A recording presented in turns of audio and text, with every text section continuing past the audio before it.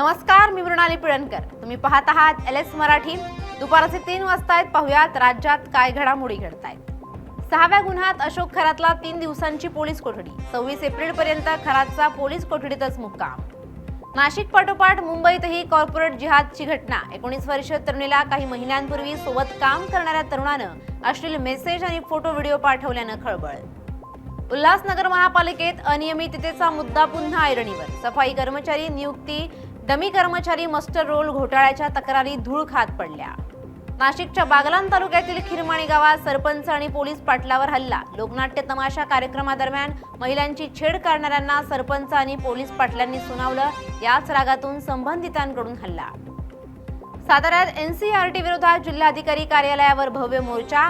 8वीच्या अभ्यासक्रमातून मराठा साम्राज्याचा नकाशा वगळल्याच्या निषेधार्थ आंदोलन.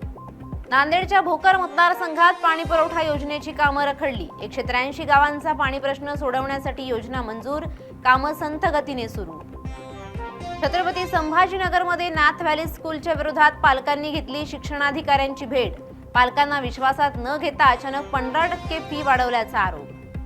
जालन्याच्या तीर्थपुरी जुगार अड्ड्यावर पोलिसांची धाड टाकत कारवाई. 32 आरोपींना ताब्यात घेतलं. 42,43,000चा मुद्देमाल जप्त. राज्यातील सरकारी, निमसरकारी आणि शिक्षकेतर कर्मचाऱ्यांचा बेमुदत संप. 4थ्या दिवशी संप सुरू. आंदोलकांकडून जोरदार घोषणाबाजी. पुण्यातील वारजे परिसरात PMPL बसचा ब्रेक फेल. संपूर्ण प्रकार CCTV कॅमेऱ्यात कैद. सुदैवानं जीवितहानी टळली. या होत्या आताच्या घडीच्या काही महत्त्वाच्या बातम्या. अशाच महत्त्वाच्या बातम्यांसाठी पाहत रहा LS मराठी.